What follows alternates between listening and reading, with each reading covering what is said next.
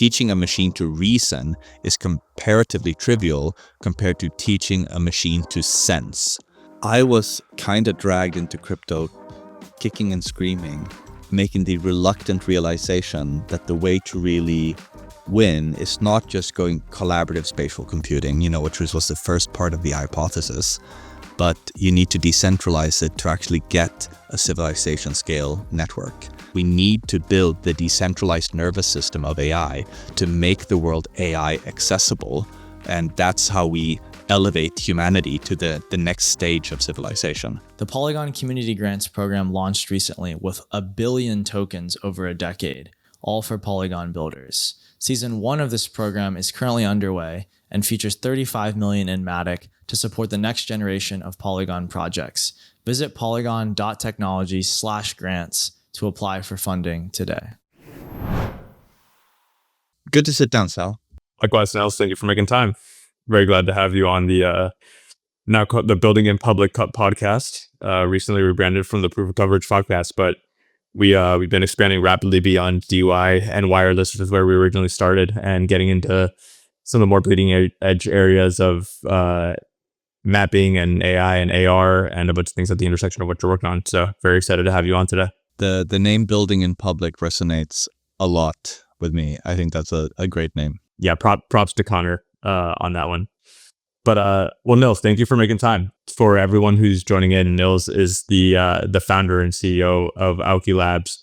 They have been building some incredibly cool technology around spatial intelligence and stitching together a highly accurate and useful map of the world, both for human and for machine use cases. Nils can correct me if I'm butchering the introduction, but why don't you tell us a bit about what just your background? What have you been? What inspired you to start Auki? In 2019, I had the terrible idea, lovely idea, to create an augmented reality overlay for the tabletop game Warhammer. That was something that I thought I wanted to really do with my life back in 2019. But I quickly learned that if you want to have an augmented reality overlay on a tabletop game, it's very important for people to be able to see the same overlay, especially in a game like Warhammer, where there's a lot of just self-report, a lot of autistic people playing this game, and it's very important that we all follow the rules and we're suspicious that the other people are cheating. So shared augmented reality, very important. And I didn't know when I started building in 2019 that, you can't just use the GPS for that. I had the same naive idea I think a lot of people do, that like digital devices just kind of know where they are, because we don't usually ask the phone to do anything of that level of precision, like marking a little mini on a table. And instead of giving up and getting a real job, I decided we should try to fix this problem, and took a 2-year deep dive into spatial computing and what will it take to actually solve this problem. And I learned that spatial computing is an umbrella term for things like augmented reality, virtual reality, but also robotics. Spatial computing is the art of teaching digital things to understand the physical world. And by 2021, we had invented some pretty cool stuff, filed a couple of patents. We were pretty confident that we had seen a path that had been revealed to us by the mushroom, that you can build a decentralized network that will make collaborative spatial computing work, and that will allow us to build smaller AR glasses, make robots with longer range, and you can get shared augmented reality, and you can unlock the next level of not just human-to-human communication, but also human-to-machine communication and machine-to-machine communication. So today we say that Auki is building a decentralized machine perception network where we help machines understand the physical world together. One of the things I love riffing with you on is like spatial intelligence and machine perception. I think is one of them obviously very critical if you map to like how humans act, necessary things that robots and machines will need to interact with the world.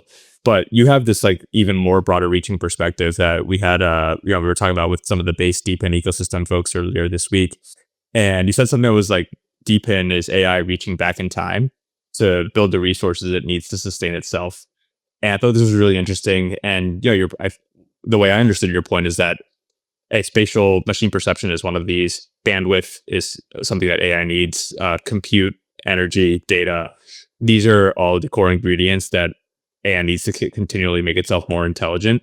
And the way that it sort of like creates these things for themselves is to incentivize humans to help it, build them in the real world. But yeah, no, just curious, like, what inspired you to think about this way? How did you come across this like holistic view of DePIN, and when did you realize that DePIN and AI were like inexorably intertwined? There's this great now deceased luminary called Terence McKenna, who in the early 90s, spoke about how what was then called virtual reality, this bridge between the digital and the physical, will change us as a society. And he also spoke a lot about how he believed that psychedelics had played a very important role in human evolution, and how it has impacted our language and how language has impacted our development. And when I discovered him, I immediately resonated with the way he was thinking, because I had been wrestling with something pretty big previous to this Warhammer thing. For many years, I've called myself a Memetic engineer. Before I worked on this startup, I did consulting for big and small companies, helping them figure out how to use memetics, the theory of information's propagation through cultures, to create more sticky behaviors, etc.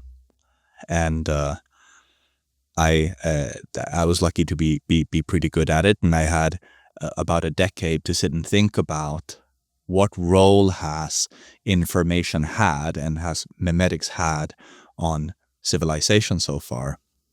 And I think I want to make the controversial claim that augmented reality is maybe the oldest technological project that humanity has. Augmented reality is maybe the oldest technological project that humanity has. And the way I want to illustrate that is to illustrate that language itself is augmented reality, unironically, like in a very non-trivial sense. Language is augmented reality, and it's why we invented language and why language is selected for. And a way to illustrate that this is the case is, let us imagine that we were walking through a forest together, right? And we come across a fallen tree. And I point at the fallen tree and I say, "Hey, Sal, look at that beautiful couch." By describing the fallen tree as a couch, I've actually done something to your perception. You can now see the sittingness of the tree. I argue that this is literally what language is for. Language is to coordinate the nodes in the intercognitive computer that is civilization. We do that by making sure that we're running the same program. We use language to arrive at intersubjective experiences so that we can do intercognitive computation together, form civilizations. And I think when we invented writing, that was a truly radical shift to the human psyche. Because before writing, when we lived in an oral tradition, I'm taking a very scenic route to the answer of the question, what does DePIN have to do with AI? But please bear with me. When we invented writing, for the first time, memes could persist, right? Before then, any information that wasn't continuously spoken was at grave risk of just disappearing, because if the last speaker that knew it died, the information is just lost forever. Like, imagine inventing fire and then forgetting how to make fire. We know that this happened at least once in human history, that a people knew how to make fire and then lost the art to make fire. Right? Writing allowed us to persist information, and that completely rewired us as a species. And then, of course, the printing press, again, completely rewired who we are as a species. Now you can have this one-to-many communication. Fast forward all the way to now, when we have social media and all of these things. What is the next what is the next thing? The next thing is augmented reality. It's putting information directly in each other's visual field. That's as close as we can conceptually get to telepathy, right? So until we have direct Neuralink to Neuralink, shared augmented reality is the closest thing to telepathy that we can get. And it turns out that the same technology that you would need to do that is the same technology that you would need to create robots that really understand how to move about the world. It turns out that an iPhone is just a robot without arms and legs. And a drone, is just a VR headset with propellers. These are fundamentally the same kinds of computers that have this capability we now call spatial computing. But spatial computing is not collaborative. And the reason it's not collaborative is that there's no built-in way into the devices to be able to exchange coordinate systems precisely enough that they can actually tell each other where something is, right? They can't actually tell each other where something is. And this is going to be very, very important if you want an AI that can move about the world, if you want an AI that can communicate with other AI about things in the world, and if you want things like self-driving cars that can coordinate with each other.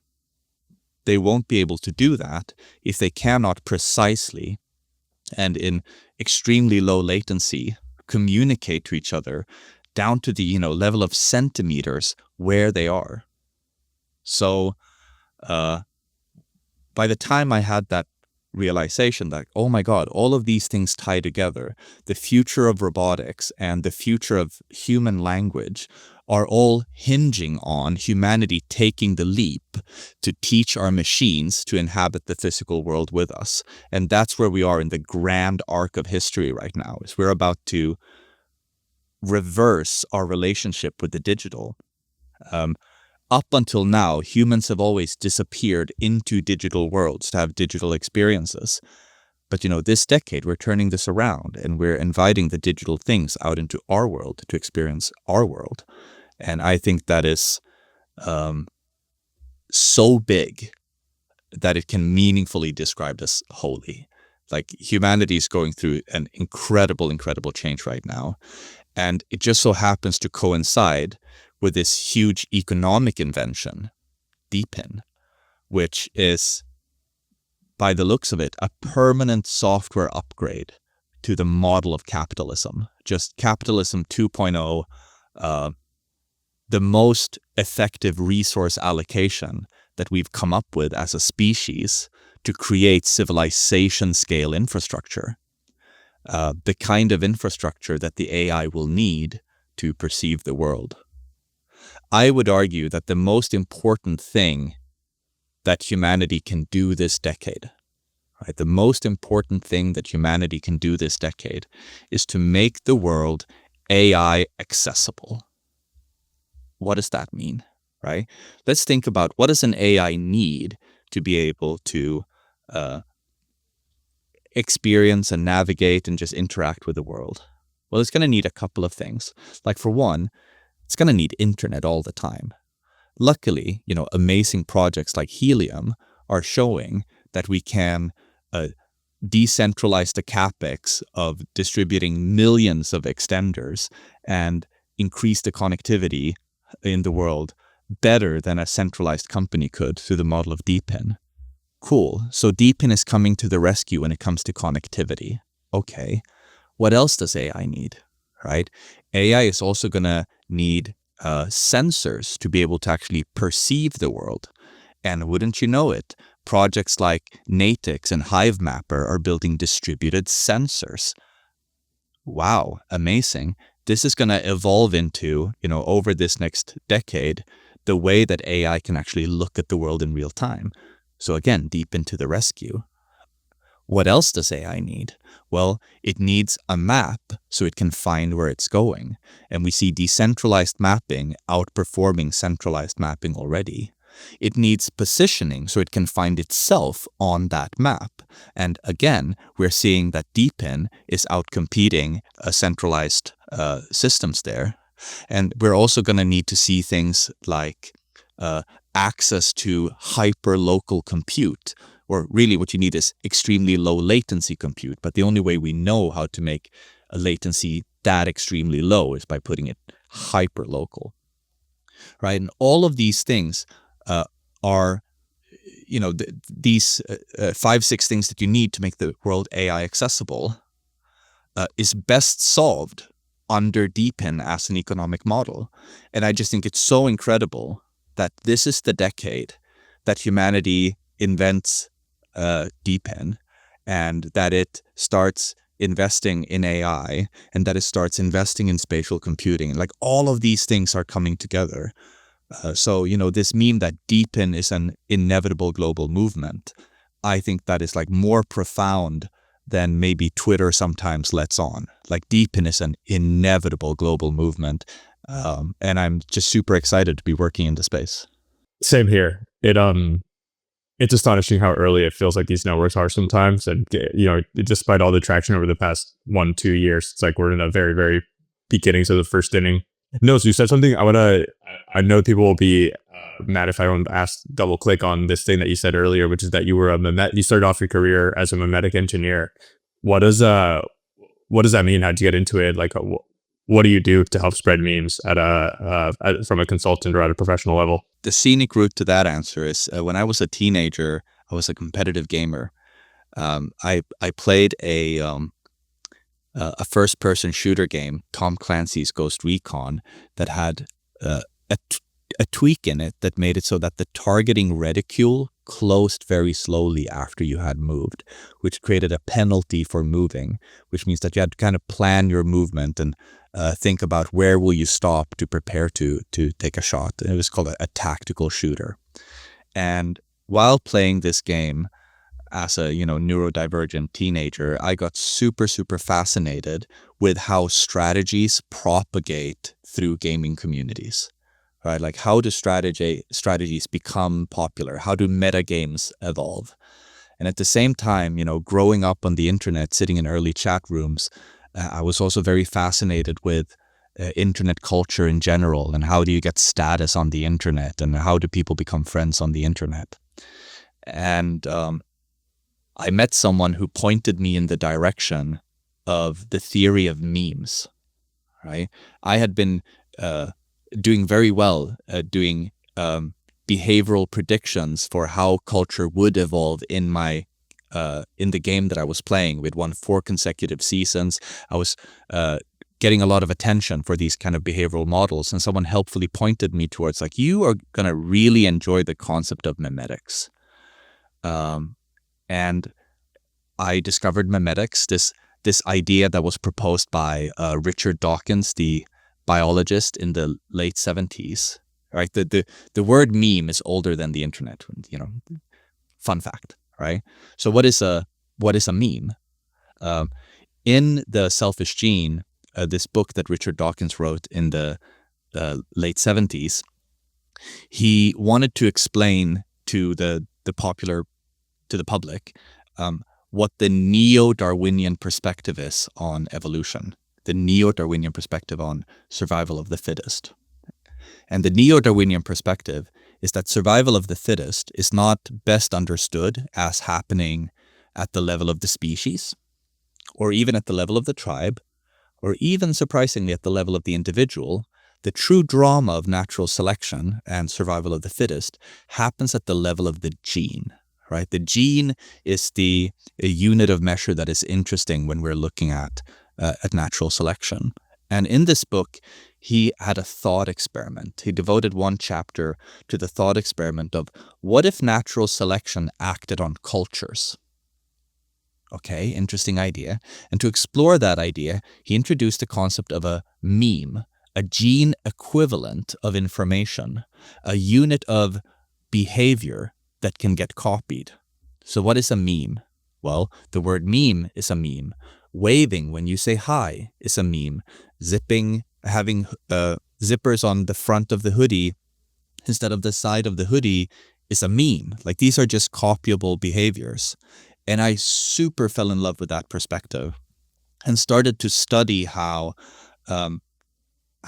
memes had variability in their success and what goes into successful memes, what allows a narrative to be memorable and repeatable. And one of the first consulting gigs I did on this was I had the opportunity to sit down with the strategy team of a major Chinese social network in the early 2010s, right? Like 2012, something like this. And at the time, Twitter had just risen to enormous fame in the West, and there was a war in the Chinese version of the internet to kind of grab that new emerging behavior and become the microblog, which is how Twitter was described back in the day, a microblog, right? And there were a bunch of competitors that all had the same name in Chinese, Weibo. Weibo was a Chinese word that just meant microblog. And the idea was that you wanted to win being the word microblog, just like Google had won that Googling means search, right? So they saw that there was this big culture war. And I was brought in by one of these competitors who did not have the benefit of having the most users or anything like that, because there was another platform that rolled over its old ICQ-like users automatically into the microblog and could say they had like hundreds of millions of users from day one. And at the time, the one that I was brought into was at maybe 50 million users and, successful in its own right, but nowhere near winning the war for the word Weibo. And I got to work with their sales strategy team to figure out how are we going to fix this, right? And the strategy that we devised, so here's what a Memetic engineer does. The strategy we devised is, all of these platforms are going to have to make money. They're going to have to make revenue. How are we going to make revenue? It's going to be advertising. Okay, so who can afford to pay good advertising? Who are we going to target? Okay, we're going to target European luxury brands. Why? Because the new emerging Chinese middle class are very interested in these brands. Okay, interesting. And wouldn't you know it, this is very good for us in particular because our user demographic has the highest disposable income and the highest level of education. And we're growing the fastest in that segment. So what we're going to do is we're going to seed a discussion outside of our company, right? We're going to, at a much bigger level, we're going to work at seeding a discussion about the Chinese emerging middle class and their behaviors, and drop interesting stats about this into the Western world and make sure that these memes propagate out to the advertising agencies, right? So we started writing stories and, taking bloggers out wining and dining and creating these repeatable narratives that I, had engineered memetically to be as enticing to retell as possible. Once you've heard this story, you are motivated to tell it to other people because it makes you sound like you've got the alpha, so to speak, right? And to be able to test how well this was working, we would do what we called memetic fingerprinting. We would slightly fudge some of the numbers that we were citing so that if we heard that fudged number come back, we knew they got it from us, right? So if we had 76% high school graduates, for example, right? That might normalize to 75. Let's not say that. Let's say 74. So if we hear the number 74, we know they got it from us. Right? Because we introduced that error. So we'd kind of introduce these kinds of errors. And we prepared like a sales deck that had it didn't feel like a sales deck. Just like, here are some observations that we have that we want to kind of check with you advertising agencies what you think about this. And we would sit down with the advertising agencies and walk them through this deck. And we knew that this had worked when one day I was speaking at a young Swedish professionals event, and the speaker that went up before me worked at an advertising agency. He's never met me, right? And he has recreated that deck. He's recreated that deck in his own words, slide for slide, with our memetically fudged numbers. And he was giving a talk about, advertising agencies really need to come into China and advertise on platforms like Sina Weibo in particular, because here you can reach this audience and blah, blah, blah. Like literally explaining to future marketers, here's how to understand China. Fast forward that 12 months, we're at 500 million users. We are getting an enormous amount, like the most advertising revenue, and we're getting it from these luxury brands. And by then, 1 year later, Sina Weibo is Weibo. They won the war, and they won the war by dominating the conversation around how do people even use microblogs, what's up with this new Chinese middle class, etc. So that's what a memetic engineer does. It's fascinating. Selfish Gene is also one of my favorite books, and it's one of the 3 books that I make everybody read before they join EV3. I think it is one of the best investing books. At least I think of it as one of the most formative books to my investing mentality that I've ever read, even though I haven't read it in like a decade now. But Nils, this is fascinating stuff. I want to make sure we get to chatting a little bit about what you guys are building specifically on the ground at Auki. And so we'll have to hear like how do you boil down this huge 10, 20, 30 year vision into a go-to-market that, makes cash, that investors understand? Like what does the business look like if you were talking to a more financially oriented and less visionary type of audience? We tried a lot of things. We started by making AR pets and realized that the state of spatial computing is not quite good enough to make the AR pets truly sticky, right? Like you want your AR pet to have an understanding of your environment. You don't want it to like walk through walls and not disappear under the table, things like this. Like you need to have a better understanding of the world.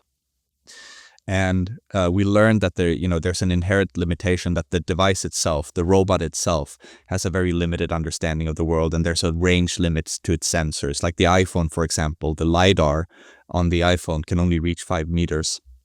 So if your AR pet is 10 meters away and tries to hide behind a tree, you can't make it work, right? Like fuck, right? And these kinds of things just made it not very sticky. So we just had to rethink, like, what are we doing? What can augmented reality be used for? And we focused again on, okay, augmented reality is the future of language. How do you use it to communicate with each other? The killer app for augmented reality is communication. And we realized, well, actually, the simplest thing in the world is just leaving AR notes for each other, like invisible sticky notes that you can only see in augmented reality that persist in the specific location. And we could, so many things that would feel really cool if it worked with AR glasses that don't even exist yet. Finally, we start thinking about, okay, we need to make money somehow, right? And the way we will make money is we need to find, someone that would be willing to pay for this every day and pay for a meaningful amount every day. Like people probably will not pay us $30 a month to have digital sticky notes at home. Probably not, the value no matter how cool it is, the value prop is not that much bigger than actual Post-it notes, at least not until we have AR glasses, right? So who has a problem that's worth $30 a day that would be willing to pay? And we thought about, okay, so what are the physical spaces where commerce and things happen, and where do people go the most? Where can we have the most memetic impact, right? Even if we sell something B2B, how can we get the most people to see and experience this technology? How do we put it in front of people? And we realized the 3 most common places that you visit, right, is your home, it's your office, and it's the grocery store. The grocery store is a physical location that the average human goes to quite often. And it's a place where a lot of the world's commerce happened. So we started building demos of, let's use AR to help customers find products. And now people are peeing their pants. They're so excited. Yes, this is the future of commerce. But it turned out that it's a shitty thing for a startup to do, because the sales cycle is super, super long, because of course, the retailer will want to build this technology into their own app, and they're not a software development company, and they don't have, that great a sense of urgency. And now you're looking at deploying in 2 years, like shit. But you can use it to help the staff, right? And that was our big aha moment not that long ago, that actually by 70% of the world's economy is still tied to physical locations and physical labor, according to the World Bank, right? That's the majority of the human economy. And it's out of reach to AI because AI can only understand digital things. And physical stores are not digital. So by turning them digital, by allowing a decentralized machine perception network to collaboratively build up an idea of what this space looks like and what is happening in this space, you make it possible, again, AI accessible, you make it possible for the AI to help you in the physical space. And we started small by just letting the staff try out to establish this shared coordinate system so they could leave notes for each other. And to our delight, we found after a 6-month case study at a huge supermarket that the average employee saved at least 15 minutes per day by leaving notes for their colleagues in space. Bam. 15 minutes per day. Maybe it's not worth $30 per person, but it's worth money every day. Nice. 15 minutes is worth something. And on top of that, we then added, what should we do next? Well, we need to teach the AI where all the products are. Doesn't the store know this already? Turns out no, actually. Most stores have a very bad idea of where the products actually are in the store because, the best made plans at headquarters are just going to meet the realities of every store is not exactly the same and they have different store managers and you have different demographics too. So most stores are not planogram compliant. And even if you were, why would you want to be planogram compliant, right? You have this finite resource, your shelf, and you're going to want to use this in the best possible way. So you need to figure out what products should you carry. This AI can help you with already, right? But you also need to figure out where should I put it and how much space should I give it? And of course, you want to do this in a data-driven way, but how are you going to do that if you literally don't know where the products are? And that was, the second big aha moment, like, oh my God, if we teach the AI where all of these products are, not only can even a first-day staffer find every product instantly, which is another huge time saver. According to our research, talking to our pilots, the average store worker spends 30 minutes a day looking for stuff in the store, right? So you add that up to the 15 minutes we save with the Post-it notes, right? Now we're saving 45 minutes per employee per day. Damn. And reducing the training time, and all of a sudden headquarters can actually see proper heat maps of where are things selling and start doing A/B testing the same way that e-commerce can do A/B testing. And instead of only making one change to the planogram once or twice per year, you could start doing daily A/B tests. Like, it's a completely new retail paradigm. It's literally hard to overstate how radically this technology will change how retailers do business. And now we are just in the process of rolling out our first major implementation with over 1,000 stores. We've dropped around 15 million USD in R&D so far in just making it so easy to deploy this, right? To establish this shared coordinate system and make a space AI accessible that you can do it yourself, and we don't need to go there, and we don't need to send a consultant. So we think that we can roll into 100,000 just grocery stores over the next 3 years. But that's, of course, just one thing that you can do with spatial intelligence, right? You can use this for warehousing. You can use this for security. You can use this in healthcare. You can use digital information in physical space for everything. One thing I believe is just like computers ended up impacting every industry, and mobile phones impacted every industry, and the internet impacted every industry, spatial computing is going to impact every industry. And our big, not just venture scale bet, but civilization scale bet is that we need to build the decentralized nervous system of AI to make the world AI accessible.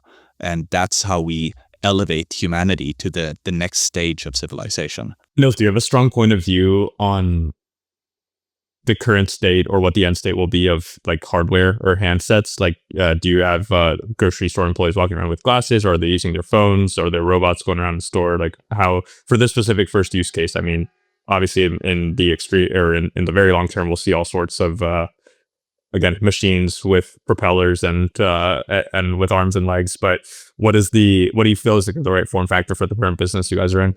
I think there are 4 form factors that are meaningful to think about. The first one is of course just the magical looking glass that is your phone, right? You see the world through your magical looking glass. That one is powerful, but obviously it's very easy to imagine how you could do better than that. Everyone wants to get to AR glasses, right? The problem with AR glasses is that spatial computing is incredibly energy intensive, right? We've known since the 80s when Moravec observed that, like teaching a machine to reason is comparatively trivial compared to teaching a machine to sense. Like it's easier to teach a robot to be incredibly, or, an AI to be incredibly good at chess than it is to teach an AI how to pour a glass of water, which is weird for us to imagine. But like literally, it's a much bigger flex to show a robot pouring a glass of water than an AI winning a game of Go. And it uses a lot of compute. That's why, like, if you play Niantic's latest AR pet game on a flagship iPhone, you'll run out of battery in under two hours, right? Like spatial computing is just an incredibly energy intensive thing. So, Snap's latest AR glasses that they built and Project Orion that Meta showcased, both these glasses only have 30 minutes of battery, right? Like that, there's no real practical use case for something with 30 minutes of battery. So we're going to need two things to happen, right? One, batteries are going to have to get better, but who knows how long that will take, I'm not a battery chemist. I'm not like that's not my race. But the other thing that we can do is we can move the compute away from the device, right? So what does that mean? Well, it means that in theory, if you can have a low enough latency connection, you can allow the spatial computing to happen on a machine that is plugged into the wall, and you don't have to have so much compute on the glasses. Instead, you only stream the sensor data to the edge where the computing can happen, and then you stream back the position information that you need. And this would, extend the range of anything with a battery that has to do spatial computing. And to kind of prove out this hypothesis, let's look at form factor number 2, not glasses, neck fans, right?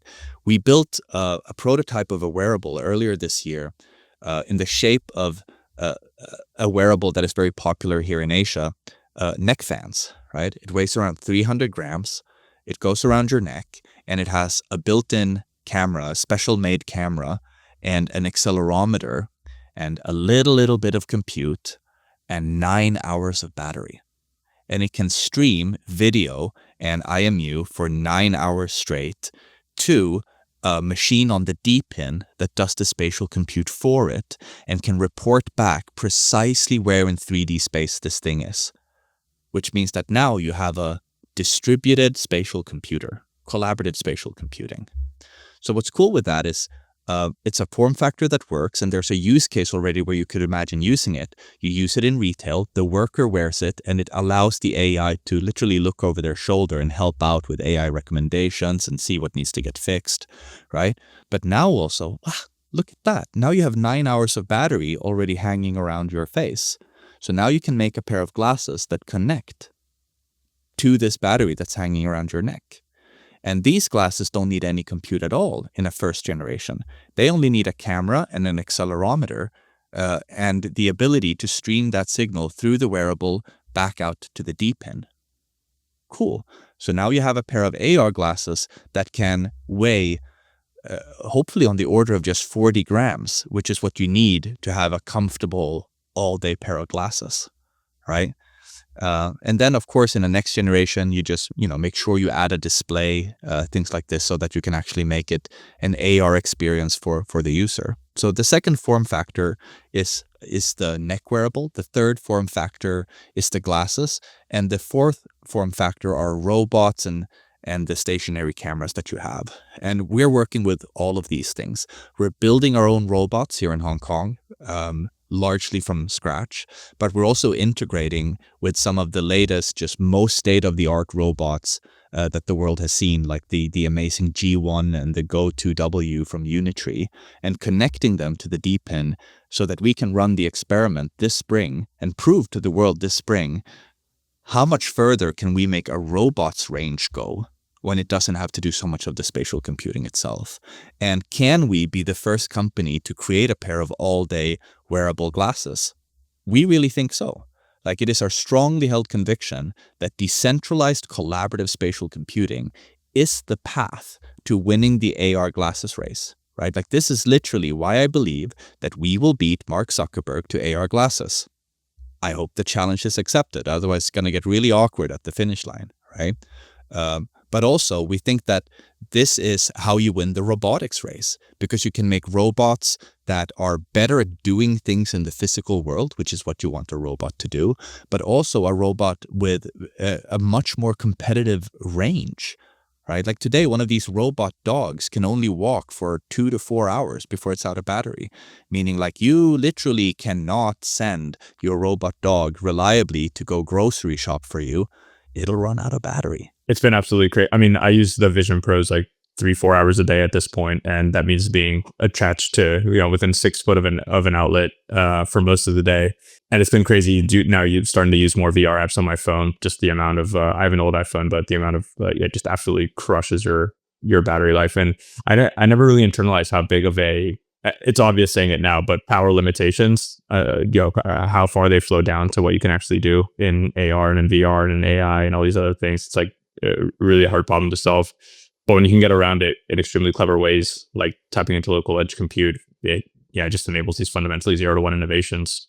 Nils, would love to ask you a bit about the crypto strategy and how you guys have approached that. You guys have launched a token earlier this year. It's it's part of the network. It's taken a different approach, I think, than a lot of other crypto projects. So just curious to hear more about how the Auki token plays into the ecosystem. I was kind of dragged into crypto kicking and screaming, making the reluctant realization that the way to really win is not just going collaborative spatial computing, which was the first part of the hypothesis, but you need to decentralize it to actually get a civilization scale network. Otherwise, you're not going to succeed. And so it was some of our earliest backers actually that mentored me and ushered me towards like, dude, you are going to have to launch a token. I was like, no. And it took about 6 months of them very patiently walking through why we're going to need a token and how we should use a token to create something that can bootstrap this kind of civilization scale infrastructure that is funded, owned, and operated by the people. And it's a modified version of the burn and mint equilibrium that was popularized by helium, where any application that wants to connect to this decentralized machine perception network has to burn tokens to receive credits that they can use to consume services. Services meaning I want to get data from other sensors out there, or I want to get data from some of my peers, or I want to ask some of my peers to do computing on my behalf. I want to ask the DePIN to maybe run my SLAM for me, these kinds of things. You need credits for those. And the people that provide the services, that provide the data or provide the compute, they earn tokens from a mint that happens at the same time as the burn. So every time, here's how it works in Auki specifically. Right? Every time an application wants to use the network, they have to burn a dollar denominated amount of tokens. Meaning like if you're looking for $1,000 worth of service, you're going to buy and burn $1,000 worth of token, right? That way, as a pure app developer, if that is your concern, you have complete price stability. You don't have to worry about the price of the token actually, because you're burning a dollar denominated amount. But at the same time as we do that, we mint a deflationary amount of new tokens, right? So we mint fewer tokens than were just burned. And we put those aside into a reward pool. And that reward pool gets distributed to the peers that ended up providing the services, proportional to how much of the services that they provided. And, also getting additional bonuses from the foundation when the foundation is looking to like boost coverage in certain areas and other things strategically like this. And the rewards are token denominated. So that was a big part of how we wanted to do it, and also realize that if you want to have a decentralized network, you're going to need to, provide an SLA somehow. Like, how can you guarantee uptimes? And how do you do that when you don't operate the hardware? There need to be some disincentives as well. And this was one of the arguments that really, convinced me that, like, shit, we're gonna need to integrate with internet money here to make this work, because the way we solve the problem is you're gonna have to stake a reputation. Right? If you want to sell services to other participants, you need to stake a reputation. What does that mean? It means you buy a token-denominated amount of tokens, and you stake them into the network, and you say, hey, I promise I'm reliable to do this kind of work. If I fuck up this kind of work, slash me. Right? So we used the blockchain and the Auki token for our rewards and reputation system, and we do it specifically through this burn, credit, mint cycle, where you burn a dollar-denominated amount, you spend dollar-denominated credits, and the peers that helped you out get paid out in token-denominated rewards in a token that is deflationary, with a dwindling supply, always driven by the increasing demand. So hopefully an asset that is worthwhile for the DePIN providers to earn. Those are all my questions, Nils. Thank you so much for coming on. Is there anything else that you want to hit on before we wrap up for the audience? And also, where can folks find you, or what kind of folks are you looking to come be a part of the Auki community? If you are building anything in spatial computing, if you're building robots, or if you just think XR and robotics is cool, or you think DePIN is cool, you can find us at Auki Network on Twitter. And on Discord, discord.gg/Aukiverse. I am Brood Sugar, BROOD Sugar on Twitter. My DMs are open. I am looking for other people that are excited to build DePIN and want to nerd out about XR and robotics. I'm very easy to reach. My DMs are open. Happy to chat. Awesome. Thanks so much, Nils, for coming on today. Thank you, Sal. This was fun.